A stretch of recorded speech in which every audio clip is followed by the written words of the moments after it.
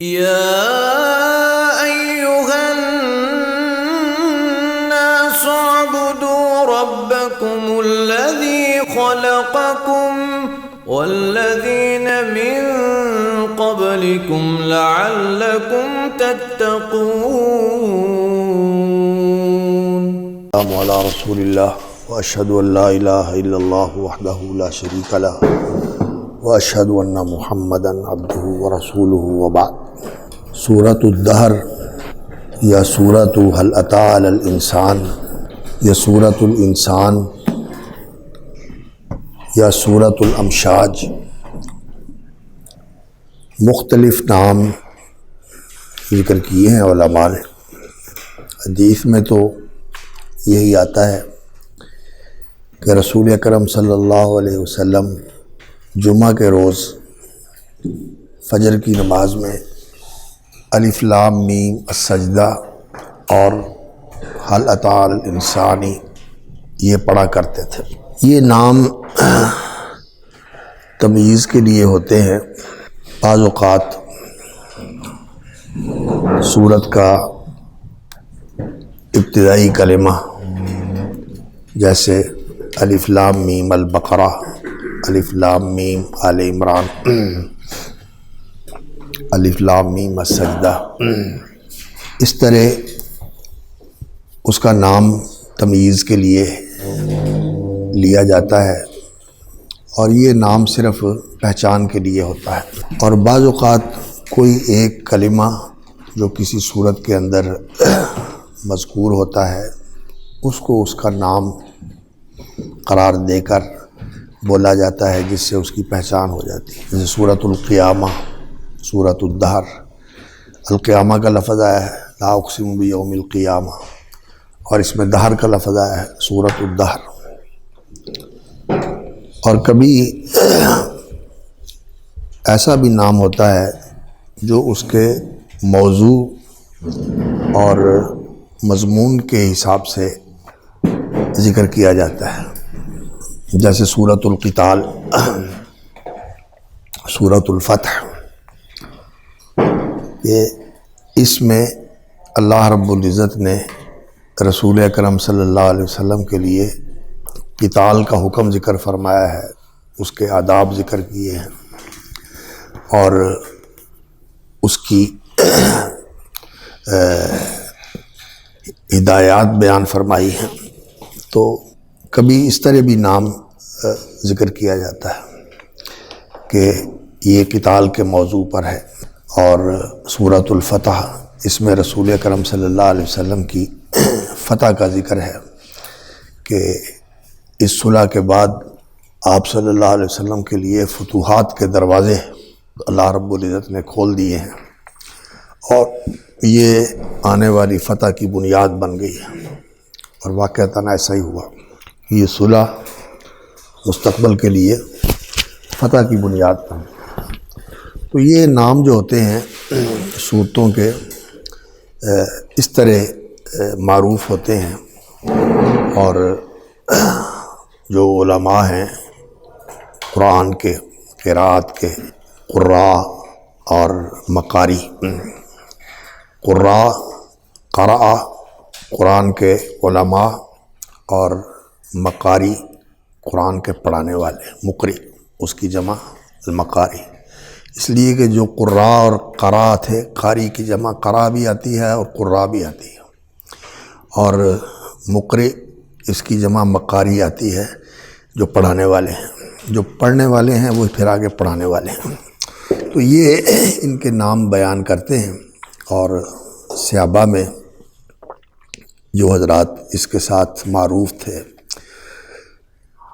حضرت عبداللہ بن مسعود، حضرت عثمان رضی اللہ تعالیٰ عنہ، ابی بن کعب، زید بن ثابت، معاذ بن جبل، سالم مولا ابی حذیفہ، اور اس طرح اور کئی صحابہ جو ممتاز ہوئے اور پھر آگے ان سے سلسلہ امت کے اندر جاری ہوا قرآن کی تعلیم کا اور تعلم کا. اور کئی ایسے تھے کہ جو اس وصف کے ساتھ ممتاز اور مخصوص تھے، لیکن وہ رسول اکرم صلی اللہ علیہ وسلم کے زمانے میں ہی دنیا سے چلے گئے اور اللہ کی راہ میں قربان ہو گئے. جیسے وہ قراء تھے 70 کی تعداد میں جو ریل اور ذکوان کے لوگوں نے دھوکے سے ان کو شہید کر دیا، ان کو قراء کہا جاتا تھا. اور دوسرے جو فقہا اور علماء اوصاف ہیں وہ اس کے ساتھ جمع ہوتے تھے. ان کے اندر وہ علماء بھی ہوتے تھے اور قراء بھی ہوتے تھے اور فقہا بھی ہوتے تھے. دین کی فقہ بھی اللہ رب العزت نے ان کو نصیب فرمائی اور دین کے علم سے بھی ان کو بہرہ مند فرمایا یا بہرہ ور فرمایا. وَيُعَلِّمُكُم مَّا لَمْ تَكُونُوا تَعْلَمُونَ، اور اِنَّمَا يَخْشَى اللَّهَ مِنْ عِبَادِهِ الْعُلَمَاءُ اور اولو العلم يَرْفَعِ اللَّهُ الَّذِينَ آمَنُوا مِنكُمْ وَالَّذِينَ أُوتُوا الْعِلْمَ. علماء بھی تھے یہ اور فقہا بھی تھے، یہ تفقہوا فی الدین. تو ان حضرات نے یہ نام ذکر کیے ہیں پہچان کے لیے. تو اس کے یہ نام کتابوں میں ذکر کیے گئے ہیں. سورۃ هل اتی علی الانسان، سورۃ الدہر، سورۃ الانسان، سورۃ الامشاج کہ یہ الفاظ اس کے اندر آئے ہیں. باقی اس سورت کا جو موضوع ہے وہ یہ سورۃ القیامہ کی جڑواں صورت ہے، اس کے ساتھ توأم ہے. اور عبداللہ بن مسعود رضی اللہ تعالیٰ عنہ کا جو مصحف تھا اور اس کی جو ترتیب تھی وہ انہوں نے جیسے نبی صلی اللہ علیہ وسلم سے سیکھا تھا اور اس کے مطابق انہوں نے اس کی ترتیب بنائی ہوئی تھی. اور اس میں سورۃ القیامہ اور سورۃ الدہر یہ ایک ساتھ تھی. اور وہ کہتے بھی ہیں کہ میں جانتا ہوں جو صورتیں رسول اکرم صلی اللہ علیہ وسلم باہم نظائر جمع کیا کرتے تھے، تو سورۃ القیامہ اور سورۃ الدہر یہ نبی صلی اللہ علیہ وسلم ایک رکعت میں پڑھا کرتے تھے. ان دونوں کو جمع کر دیتے تھے، اور جمع کرنے کا اصل مقصد یہی ہے کہ ان دونوں کے درمیان باہمی بہت زیادہ ارتباط اور اتصال ہے، یہ ایک دوسرے کو مکمل کرنے والی ہیں. اور یہ پہلے بھی میں نے عرض کیا تھا اور آپ کو بھی میں توجہ دلاتا ہوں کہ اس موضوع پر یہ جو مکتب فکر ہے فراہی اور اصلاحی، انہوں نے خاصی کاوش کی ہے اور اس کو زیادہ واضح کرنے اور اجاگر کرنے کی انہوں نے کوشش کی ہے. اور اس سے واقعتاً قرآن مجید کا ایک ایسا پہلو سامنے آتا ہے جس سے قرآن مجید کے باہمی اتساق، ارتباط اور انتظام اور پوری طرح ایک دوسرے کے ساتھ مرتبط ہونے کا جو ہے نا سلسلہ واضح ہو جاتا ہے کہ یہ ترتیب جو ہے نا یہ ترتیب بڑی مربوط ہے. اور اس میں یہ نہیں ہے کہ اس کو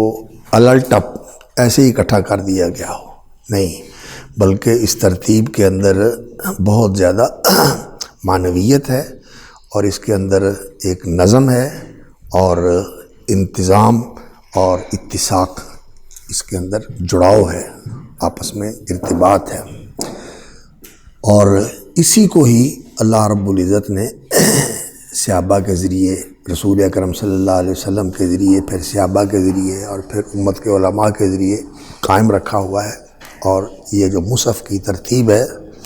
یہ ترتیب کوئی اجتہادی ترتیب نہیں ہے بلکہ یہ توقیفی ترتیب ہے، اور جتنا اس کے اوپر غور کیا جائے اس کی معنویت اور اس کا باہمی نظم جو ہے وہ واضح ہوتا ہے. هل اتى على الانسان حين من الدهر لم يكن شيئا مذكورا. پچھلی صورت کا جو مقطع ہے، آخری آیات ہیں، وہ انسان کی تخلیق کے حوالے سے تذکرہ ہوا ہے کہ اللہ رب العزت نے انسان کی تخلیق فرمائی اور اس تخلیق کو دوبارہ انسان کے پیدا کرنے پر بطور دلیل کے اللہ رب العزت نے ذکر فرمایا۔ تو اس صورت کی ابتدا بھی اسی مضمون سے ہو رہی ہے کہ اللہ رب العزت نے انسان کی تخلیق فرمائی، اور اس تخلیق کا مقصد جو ہے اللہ رب العزت نے یہ بیان فرمایا کہ اللہ تعالیٰ نے انسان کو پیدا کر کے اسے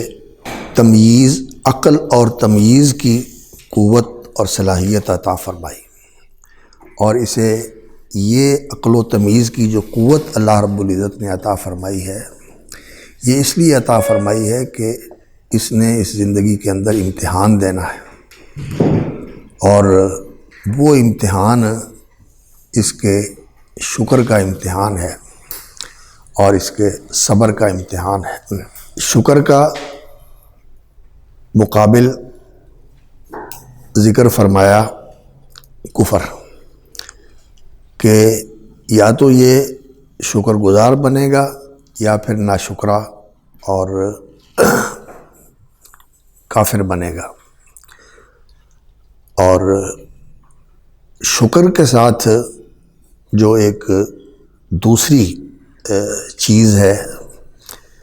وہ نعمت کی حالت میں انسان شکر گزار ہوتا ہے، اور جب انسان آزمائش کی حالت میں ہوتا ہے تو اس کے لیے صبر کا لفظ استعمال ہوتا ہے۔ تو شکر کے ساتھ صبر تو یہاں ذکر نہیں فرمایا، لیکن اللہ رب العزت نے جہاں ان شکر گزاروں کی جزا کا ذکر فرمایا، تو وہاں شکر کے ساتھ جو دوسری حالت ہے صبر کی، وَجَزَاهُمْ بِمَا صَبَرُوا جَنَّةً وَحَرِيرًا، تو وہاں اللہ رب العزت نے صبر کا ذکر فرمایا، اور صبر کے ساتھ جو ایک دوسری کیفیت انسانوں کی زندگی کے اندر دکھائی دیتی ہے، اس کا اللہ رب العزت نے صبر، اور اس کے مقابلے میں کیا ہوتا ہے؟ استعجال،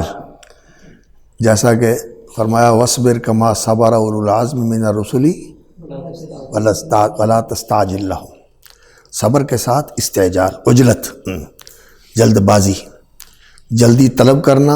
اور کسی چیز کے لیے جلدی مچانا۔ تو یہ عاجلہ، ان ہؤلاء یحبون العاجلہ ویذرون وراءہم یوما ثقیلا، تو شکر اور اس کے مقابل جو ہے دوسرا رویہ اس کی ضد، وہ کفر کا رویہ، کفران کا، شکر اور کفران۔ اور شکر کے ساتھ جو انسان کی زندگی کی حالت ہے، وہ ایک حالت ہوتی ہے کہ انسان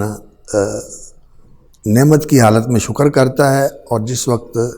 نعمت سے محروم ہوتا ہے یا اس نعمت کو ابھی مؤخر کیا جاتا ہے تو انسان صبر کرتا ہے۔ اور صبر جو ہے یہ شکر کے ساتھ انسان کی زندگی کا حصہ ہے، کہ صبر اور شکر کے اندر ہی انسان نے رہنا ہوتا ہے۔ اللہ رب العزت کی نعمت ملتی ہے تو وہ اللہ کا فضل اور انعام ہوتا ہے، اس پر انسان کو شکر کرنا چاہیے، اور اگر اللہ رب العزت کسی چیز سے انسان کو محروم رکھتے ہیں یا اس میں اللہ رب العزت نے کوئی وقت مقرر کیا ہوتا ہے کہ وہ آگے جا کے انسان کو ملنے والی ہے، تو اس میں اللہ رب العزت کی کیا حکمت اور اس کا عدل کار فرما ہوتا ہے۔ اللہ رب العزت حکمت اور عدل کے ساتھ انسان کو اس چیز سے یا تو محروم رکھتے ہیں، دیتے نہیں ہیں، یا اللہ رب العزت ایک وقت کے بعد اسے دیتے ہیں، اور اب جو وقت انسان چاہ رہا ہے کہ مجھے ملے وہ اس کے لیے موزوں نہیں ہوتا اللہ کے علم میں۔ اور اللہ رب العزت انسانوں کے بارے میں انسان سے زیادہ علم رکھنے والے اور انسان سے زیادہ انسان کے اوپر مہربانی فرمانے والے ہیں۔ اور جو کفر کا رویہ اور کفران کا ناشکری کا رویہ انسان اختیار کرتا ہے، اور صبر کے مقابلے میں وہ کیفیت لوگوں کے اندر پائی جاتی ہے، وہ ہے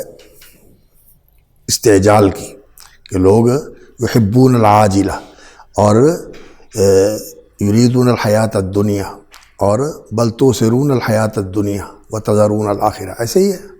بل تؤثرون الحیات الدنیا والآخرۃ وخیر وابقیٰ، اور وتذرون الآخرہ یہ پیچھے گزر چکا، پیچھے سورہ قیامہ میں گزر، بل تحبون العاجلہ وتذرون الآخرہ۔ تو انسان کا عاجلہ پسند ہونا اور دنیا کو ترجیح دینا اور نقد ہاتھ آنے والی چیز کو پسند کرنا اور جو بعد میں ملنے والی ہے اس سے بے رغبتی اختیار کرنا، یہ جو انسان کا رویہ ہے، یہ بہت سارے انسانوں میں یہ رویہ پایا جاتا ہے، اور اس کا بھی اللہ رب العزت نے صورت میں ذکر فرمایا، ان ہؤلاء یحبون العاجلہ۔ تو اس صورت کے اندر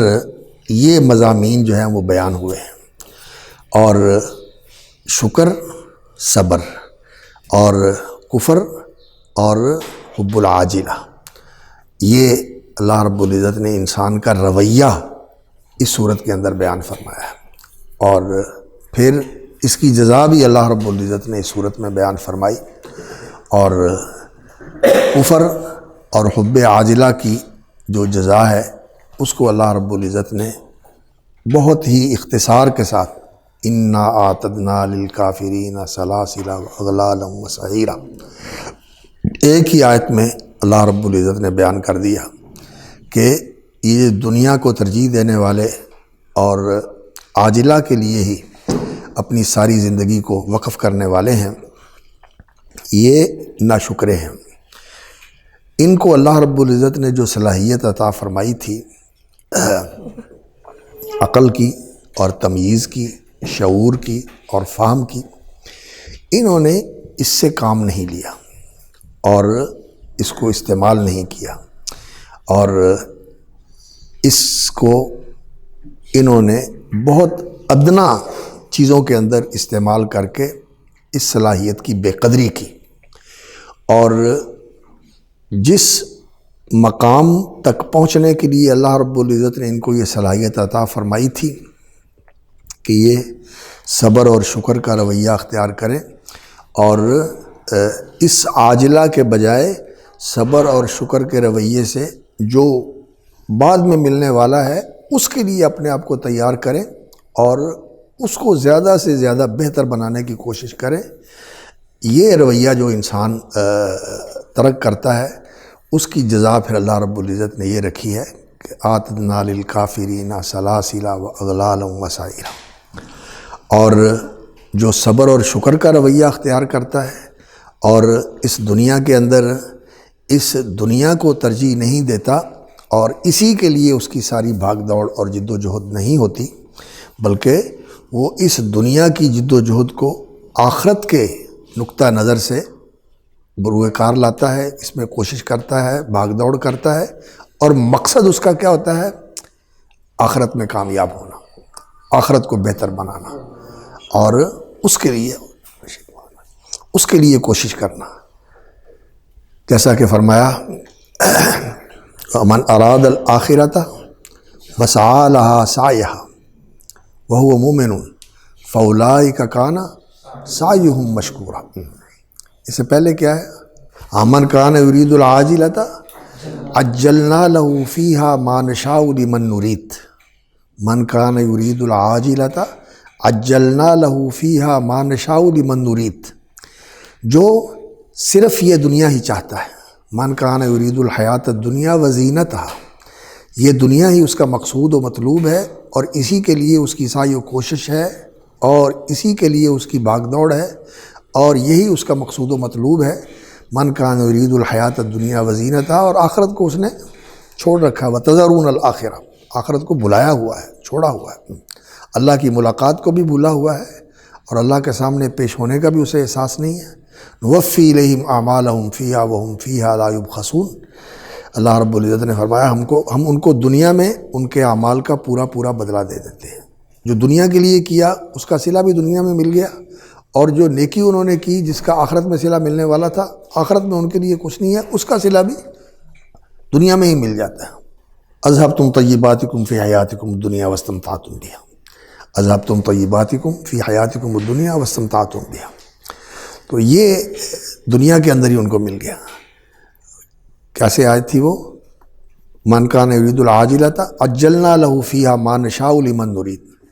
تو دنیا میں جو انسان چاہتا ہے اور جتنا چاہتا ہے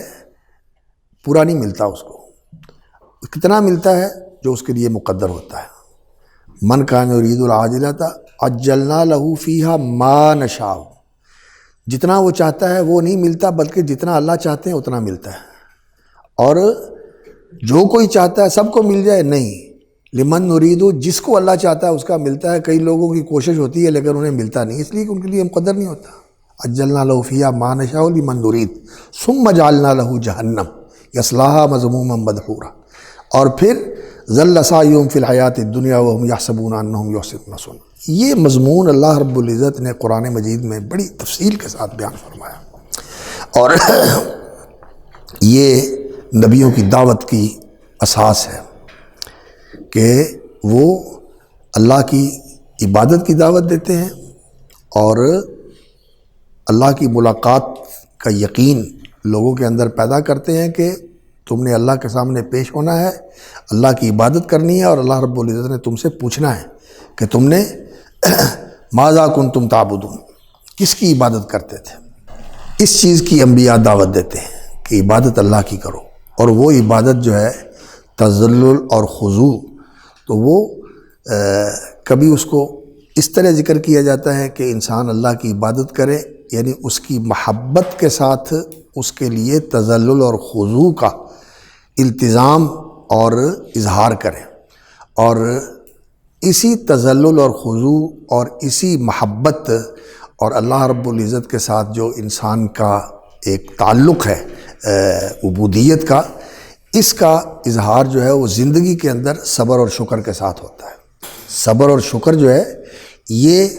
اس عبادت کی روح ہے، وہ تذلل اور محبت یہ اظہار ہے، اور صبر اور شکر جو ہے یہ اس کی روح ہے۔ یہ انسان شاکر ہو کر اللہ رب العزت سے محبت کرتا ہے،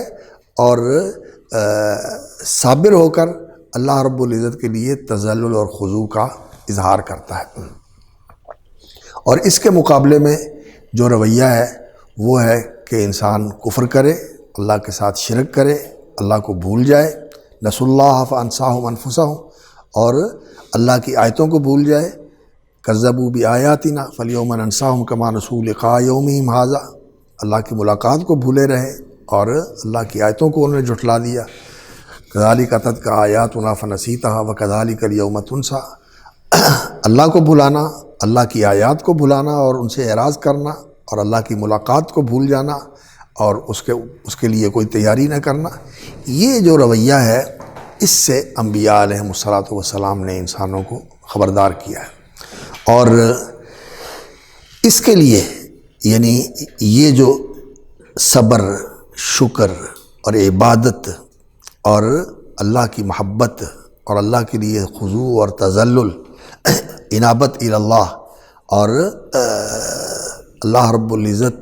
کے ساتھ انسان کا ایسا تعلق کأنک تراہ فإن لم تکن تراہ فإنہ یراک، یہ احسانی کیفیت انسان کی زندگی کے اندر پیدا ہو جائے، یہ اللہ رب العزت نے انسان کو صرف نظریاتی طور پر ہی اس کی تعلیم نہیں دی کہ ایک فکر اور ایک نظریہ اور ایک تھیوری اور ایک تخیل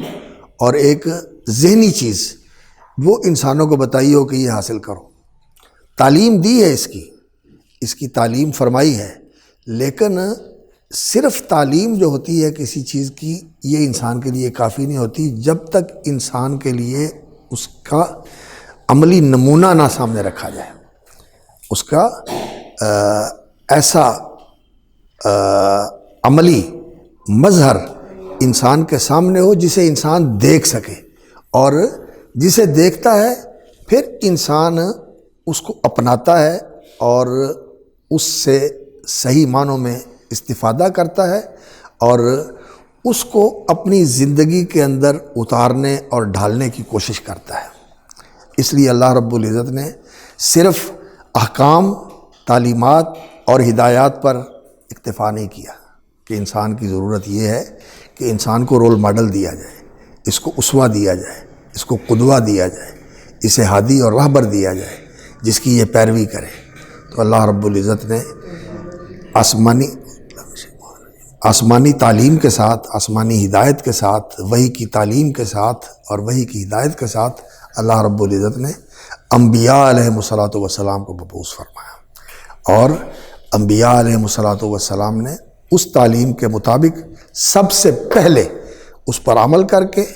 اور اس تعلیم کے مطابق اپنی زندگی کو چلا کر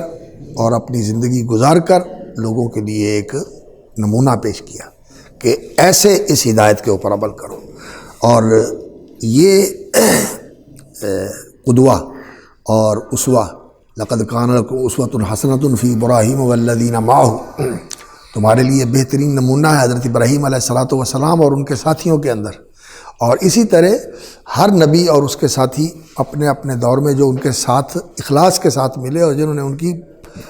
پوری طرح اطاعت و اتباع کی محبت کے ساتھ، یہ اللہ رب العزت نے ان کو نمونہ بنایا دوسرے لوگوں کے لیے کہ وہ اس طرح اس کو اختیار کریں۔ لیکن محمد الرسول اللہ صلی اللہ علیہ وسلم کو اللہ رب العزت نے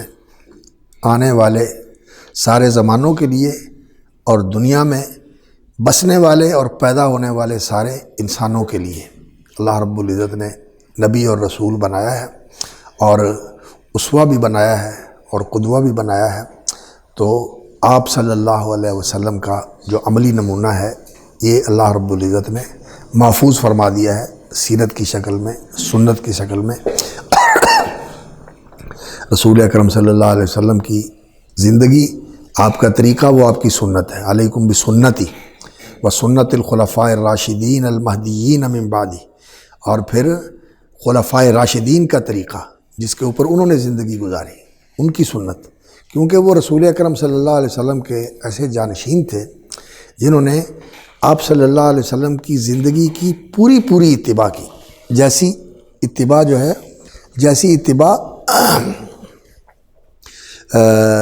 انسان کر سکتا ہے، اس کا بہترین اور اعلیٰ ترین نمونہ جو تھا اتباع کا، وہ خلفاء راشدین کی زندگی کے اندر نظر آتا ہے۔ اس لیے نبی صلی اللہ علیہ وسلم نے فرمایا علیکم بسنتی وسنت الخلفاء الراشدین المہدیین من بعدی عضوا علیہا بالنواجذ، اور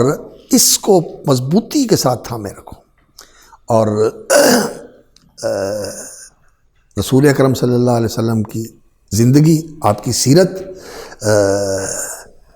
یہ آپ صلی اللہ علیہ وسلم کے جو احوال تھے، جو آپ کی زندگی کے واقعات تھے، اور جو آپ صلی اللہ علیہ وسلم کی کیفیات تھیں مختلف مواقع کے اوپر، کس رنگ میں، کس طرح، کس ڈھنگ میں نبی صلی اللہ علیہ وسلم نے وہ کام کیا، یہ ساری چیزیں اللہ رب العزت نے محفوظ فرما دی ہیں۔ اور یہ چونکہ آپ صلی اللہ علیہ وسلم دنیا میں بسنے والے سارے انسانوں کے لیے اور آنے والے سارے انسانوں کے لیے اور اس زمانے کے لیے اور آنے والے زمانوں کے لیے اللہ نے آپ کو رسول بنایا ہے، وما ارسلناک الا کافۃ للناس، اور انی رسول اللہ الیکم جمیعا، اور لانذرکم بہ ومن بلغ، یہ نبی صلی اللہ علیہ وسلم کا منصب ہے۔ تو اللہ رب العزت نے ان چیزوں کو محفوظ فرمایا ہے۔ تو ہمیں اس رول ماڈل کو اور اس اسوہ کو اور اس قدوہ کو اپنے سامنے رکھنا چاہیے، اور زیادہ سے زیادہ اپنے آپ کو اس کے مطابق ڈھالنے کی اور چلانے کی کوشش کرنی چاہیے۔ اور جو زبانی تعلیمات ہوتی ہیں اور زبانی ہدایات ہوتی ہیں، یہ اتنا لوگوں کے اندر تبدیلی لانے والی نہیں ہوتی اور متاثر کرنے والی نہیں ہوتی۔ وقتی طور پر انسان متاثر ہوتا بھی ہے تو وہ تھوڑی دیر تک اثر رہتا ہے، بات سنی، کوئی پڑھا، کوئی طبیعت کے اوپر رقت آئی، کوئی طبیعت کے اندر امنگ پیدا ہوئی کہ میں یہ کر لوں، لیکن تھوڑی دیر کے بعد وہ ختم ہو جاتا ہے، وہ معاملہ جو ہے نا وہ تعلیل ہو جاتا ہے، وہ مفقود ہو جاتا ہے۔ لیکن جب کسی کے ساتھ رہ کر اور کسی کے ساتھ وقت گزار کے اس کا جو زندگی کا رویہ ہوتا ہے اور اس کا جو چلن اور اس کا جو طریقہ زندگی ہوتا ہے وہ انسان کی زندگی کے اندر اثر کرتا ہے، صحبت کے ساتھ بھی، محبت کے ساتھ بھی، تلقی کے ساتھ بھی، کہ انسان یہ چیز لیتا ہے دوسرے سے، انسان انسانوں سے سیکھتا ہے۔ بچے کیا کرتے ہیں؟ ماحول کو دیکھ کر اس سے سیکھتے ہیں،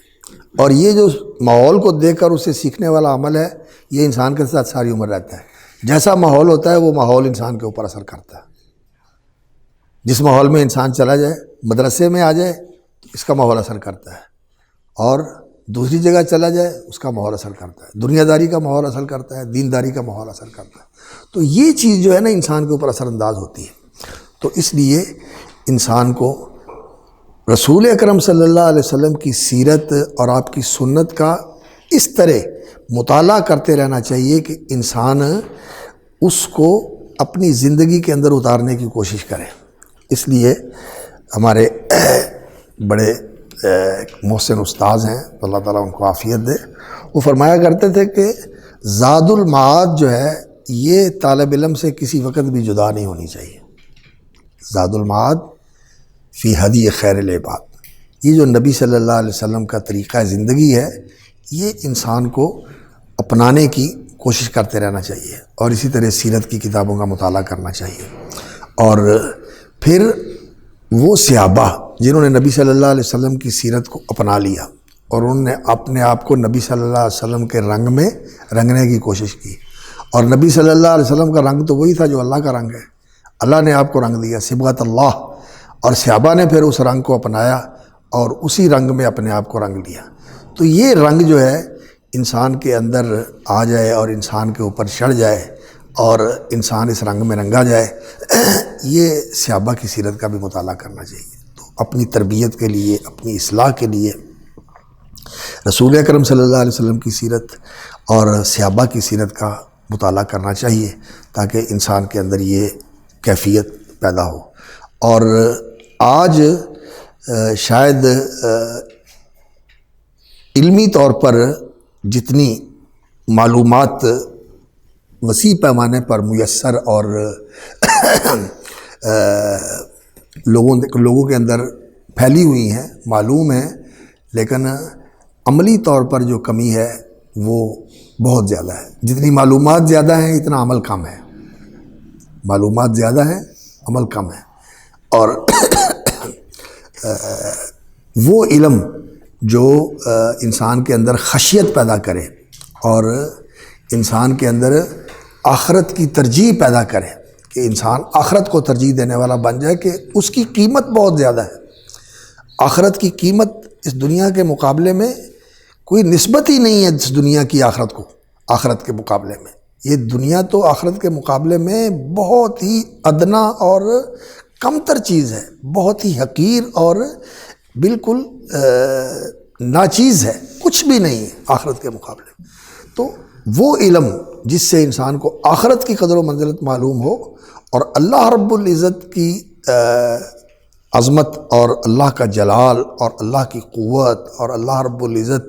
کے خزانوں کی معرفت انسان کو معلوم ہو، اور پھر انسان ان کے لیے کوشش کرے کہ میں نے ان سے فیض یاب ہونا ہے، یہ اصل علم ہے۔ علم اصل یہ ہے، خشیت والا علم اور اللہ کی معرفت، اور اللہ رب العزت کو انسان مقدم رکھے، اور اللہ کی بڑائی انسان کو اس بات پر آمادہ کرے کہ انسان اللہ رب العزت کے ساتھ اپنا تعلق بہتر بنائے اور اس سے لینے والا بنے، اور اس سے انسان کی ایسی وابستگی ہو جائے اور ایسا اعتصام اور اس طرح کا اللہ کے ساتھ انسان کا تعلق بن جائے۔ وَمَن يَعْتَصِم بِاللَّهِ وَاعْتَصِمُوا بِاللَّهِ، اللہ اکبر اللہ اکبر، کہ انسان کو اسی چیز کی طلب ہو جو اللہ کے پاس ہے، اور یہ جو کچھ ہے اس کو انسان کوئی حیثیت نہ دے۔ یہ جو کیفیت ہے یہ اصل علم ہے، اور اسی سے وہ عمل پھر پیدا ہوتا ہے کہ جس سے یہ دنیا جو ہے انسان کے دل سے نکل جاتی ہے، زندگی میں اس کے رہتی ہے۔ نبی صلی اللہ علیہ وسلم نے چیزیں استعمال کیں جو آپ صلی اللہ علیہ وسلم کو میسر آئی، لیکن اس طرح نہیں کہ نبی صلی اللہ علیہ وسلم ان کے لیے بہت زیادہ جو ہے وہ بے قرار اور بے چین ہوں کہ یہ چیزیں مجھے ملے، اور اگر مل گئی تو بڑی خوشی کا اظہار کیا کہ مجھے بہت بڑی چیز مل گئی۔ نہیں، جو میسر ہوا لے لیا، اور اس پر اللہ کا شکر کیا کہ الحمدللہ اللہ رب العزت نے یہ دے دیا۔ جو نہیں ملا اس کے لیے بے چین نہیں ہوئے، اور جو مل گیا اس کی بے قدری نہیں کی کہ یہ مجھے کیا ہے۔ یہ کیفیتیں جو ہے نا، یہ اصل علماء کا امتیاز ہے، اور یہ اصل انسان ہے، انسان کامل۔ وہ اس کا بہترین نمونہ تو سرور دو عالم ہے، سرور کونین محمد الرسول اللہ صلی اللہ علیہ وسلم ہے، جو تمام انسانوں میں سب سے زیادہ انسانی کمالات کے حامل ہیں، سب سے زیادہ انسانی کمالات کے حامل ہیں محمد الرسول اللہ صلی اللہ علیہ وسلم۔ اور پھر آپ کی پیروی کر کے ان خوبیوں کو، جو انسانی خوبیاں ہیں، ہر ایک اپنی اپنی بساط کے مطابق اور اپنی اپنی محنت کے مطابق اور اللہ تعالیٰ کی توفیق اور تیسیر کے مطابق اسے حاصل ہوتی ہے، اور جتنی انسان کو یہ حاصل ہو جائے اتنی ہی اس کی یہ خوش نصیبی اور بلند بختی ہے، اور اس کی ہمت کا اور اس کی کوشش کا اللہ رب العزت صلہ اس کو دیتے ہیں۔ جتنی انسان کی ہمت بلند ہوتی ہے اور اس کی کوشش زیادہ ہوتی ہے، اللہ رب العزت اسی کے حساب سے اس کو دیتے ہیں۔ تو یہ چیز پڑھنے کے ساتھ نا انسان کے دل میں پیدا ہونی چاہیے۔ تو رسول اکرم صلی اللہ علیہ وسلم کی زندگی کا کیا اشعار تھا؟ اللہم لا عیش الا عیش الاخرہ۔ اللہ زندگی تو آخرت کی زندگی ہے، تو زندگی تو آخرت کی زندگی ہے۔ اور یہ صورت جو ہے، یہ نبی صلی اللہ علیہ وسلم جمعہ کے دن پڑھا کرتے تھے۔ اللہ اکبر، فجر کی نماز میں اس صورت کی تلاوت کرتے تھے، سورہ الف لام میم السجدہ۔ اس کے مضامین پر بھی آپ غور کریں، اور اس کے مضامین پر بھی آپ غور کریں کہ اس میں اللہ رب العزت کی عظمت کا ذکر ہے۔ سورہ الف لام میم السجدہ میں اللہ رب العزت کی عظمت، اللہ رب العزت کی قدرت، یدبر الامر من السماء الی الارض، تنزیل الکتاب لا ریب فیہ من رب العالمین، اور یدبر الامر من السماء الی الارض، اور پھر اللہ رب العزت کے سامنے انسانوں نے پیش ہونا ہے۔ اور اللہ رب العزت کے ساتھ جو بندے کا تعلق ہے، اس کی تعظیم عظمت کے لحاظ سے انسان اس کا محتاج ہے، اور انسان پھر اس کی عظمت اور اس کے محتاج ہونے کے لحاظ سے اللہ رب العزت کے سامنے اس طرح کھڑا ہوتا ہے کہ تتجافی جنوبہم عن المضاجع یدعون ربہم خوفا وطمعا ومما رزقناہم ینفقون۔ تو انسان کی جو مرغوب چیز ہے، جس سے انسان کو تازگی ملتی ہے، انسان اللہ کے لیے وہ بھی قربان کر دیتا ہے۔ تتجافی جنوبہم عن المضاجع، اور پھر اللہ رب العزت نے دوبارہ زندگی کا بھی ذکر فرمایا، تو جنت کا ذکر فرمایا۔ اللہ رب العزت نے فلا تعلم نفس ما اخفی لهم من قرۃ اعین جزاء بما كانوا يعملون لا يسمعون فيها لغوا ولا، نہیں وہ تو اور صورت ہے، سورہ دخان، سورہ زخرف ہے۔ تو یہ صورت پڑھا کرتے تھے فجر کی نماز میں، اور دوسری یہ صورت پڑھا کرتے تھے، اور اس میں بھی جنت کی بادشاہی کا ذکر ہے۔ اور جمعے کا دن وہ دن ہے جس میں قیامت آئے گی، اسی میں آدم کی تخلیق ہوئی، اسی میں ان کی وفات ہوئی، اسی میں قیامت برپا ہوگی، اور اسی دن پھر انسانوں کو اللہ کے سامنے پیش ہونا ہے۔ تو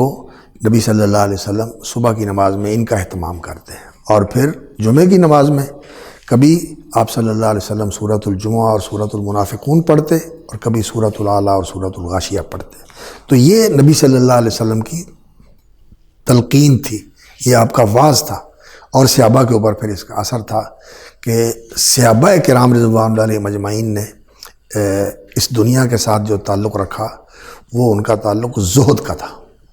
زہد کا تعلق تھا، زاہد فی الدنیا تھے۔ اور زاہد جو ہوتا ہے وہ تارک نہیں ہوتا، بلکہ زاہد جو ہوتا ہے وہ استعمال کرتا ہے لیکن جی میں نہیں بساتا، اس کو جی میں نہیں بساتا۔ جیسے ہم استعمال کرتے ہیں، جگہ بیٹھنے کی جگہ ہے،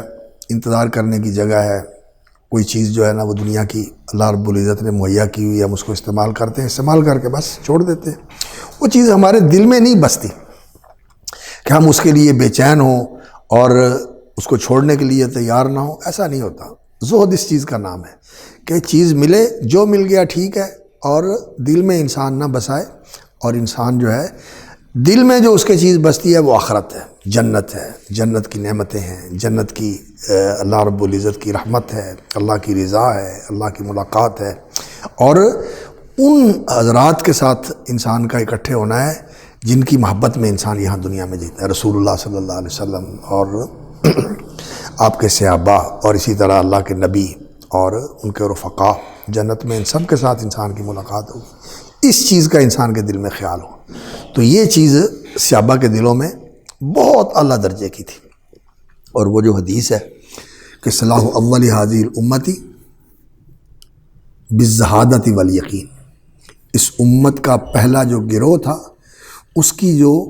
اصلاح ہوئی ہے، وہ اس کا سدھار ہوا ہے، وہ جو سنورا ہے تو وہ زہد و یقین کے ساتھ سنورا ہے. زہد و یقین کے ساتھ ان کے اندر سدھار آیا ہے. وَيَهْلِكُ آخِرُهَا بِالْبُخْلِ وَالْعَمَلِ، اور آخر کے لوگ جو ہیں ان کی ہلاکت اور تباہی بخل، حب دنیا اور اس پر بخل. بخل کے اندر محبت ہوتی ہے اور پھر جب وہ مل جاتی ہے تو پھر انسان اس کے ساتھ ایسے چمٹ جاتا ہے کہ اس کو چھوڑنے کو جی نہیں چاہتا، اس سے دستبردار ہونے کو اس کا جی نہیں چاہتا. اور العمل، طول العمل، جو اس کے پروگرام ہیں، اس کے جو منصوبے ہیں اور اس کی جو تمنائیں ہیں اور اس کی جو آرزویں ہیں، وہ ساری کی ساری العمل اسی دنیا کے ساتھ وابستہ ہے، اسی دنیا کے ساتھ. تو ان صورتوں کا جو اصل درس ہے اور ان کا جو پیغام ہے وہ یہ ہے جو میں نے عرض کیا. اور اس پیغام کو قبول کرنا اور اس کے مطابق اپنے آپ کو تیار کرنا، اس کے لیے انسان کو کوشش کرتے رہنا چاہیے. باقی جو لفظی تشریح ہے انشاءاللہ پھر اس پر اگلی مجلس میں بات کریں گے.